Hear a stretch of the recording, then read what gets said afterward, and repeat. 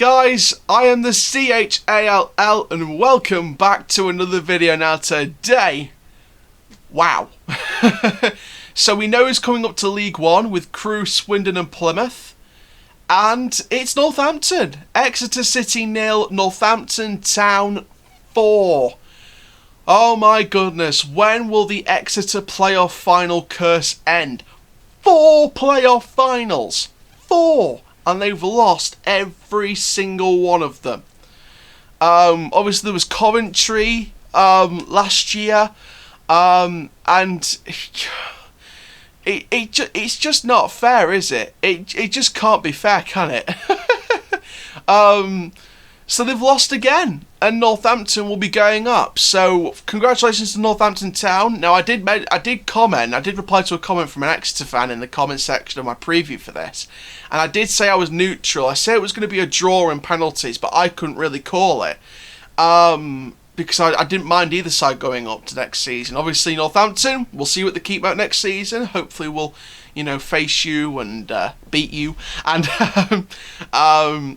yeah, it's a weird one actually, because I felt like there was a couple of spells during the game where Exeter had a little bit of attacking nature, but I think for the rest of the game, it was all Northampton. I was watching the full 90 minutes.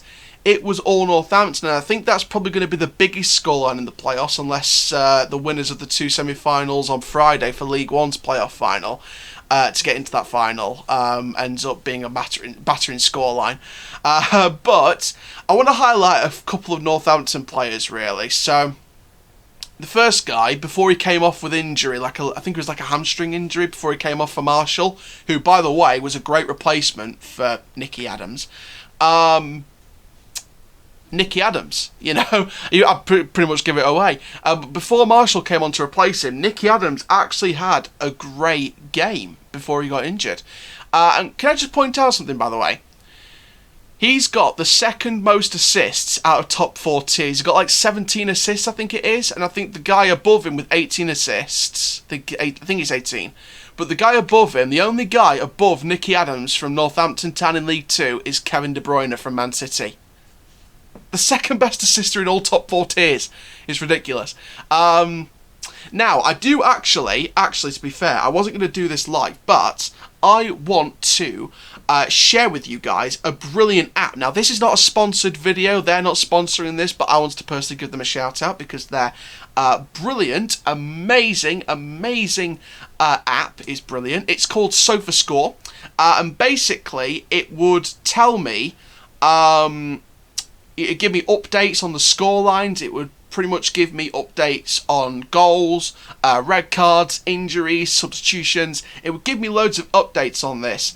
And I had the game on one side and I had this on my phone. I was keeping up to date with the ratings.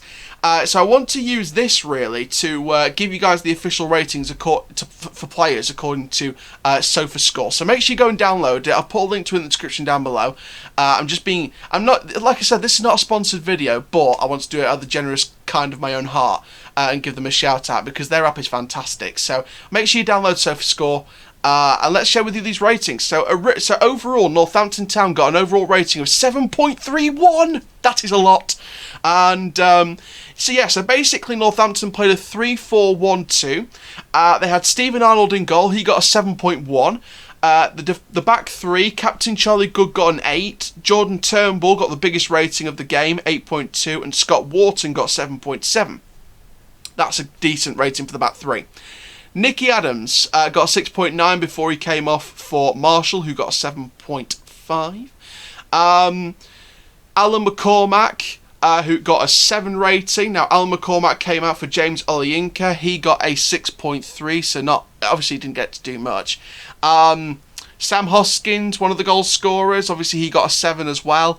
Michael Harriman, who got a 7.2. Ryan Watson, who got a 7.2. Callum Morton, who also came off as well as Watson. Watson actually came out for Paul Anderson, who didn't get a rating because he didn't really did much. Callum Morton came out for Andy Williams, who got a 7.4, but Callum Morton got a 7. But I tell you what, Callum Morton, I'll talk more about him in a bit. And then Verdane Oliver got an 8. and of course he was replaced by Harry Smith in the 74th minute. He got a 7.2. So even the substitutes, okay, decent ratings. Now, Exeter. Exeter. Jonathan Maxted got a 6.7. I think he was one of the better players in that game for Exeter. They're playing a 3-4-1-2 as well. They got a back three of Pierce Sweeney, Aaron Martin and Dean Moxey. Of course, Dean Moxey got suspended. Pierce Sweeney got a 6.6 rating, Aaron Martin a 6.1 and Dean Moxey a 5.7. The red card was rash. I'll talk about that in a bit. I'll talk about all the talking points in a bit. Randall Williams got a 6, Jake Taylor got a 6.1, Antangana got a 6.8, and Richardson got a 6.2, and then Nicky Law got a 6.9, Bowman got a 6.8, and so did Alex Fisher. And the subs, Tom Parks, who replaced Richardson, got a 6.5, Archie Collins, who replaced Alex Fisher, got a 6.8, he was the best substitution for Exeter.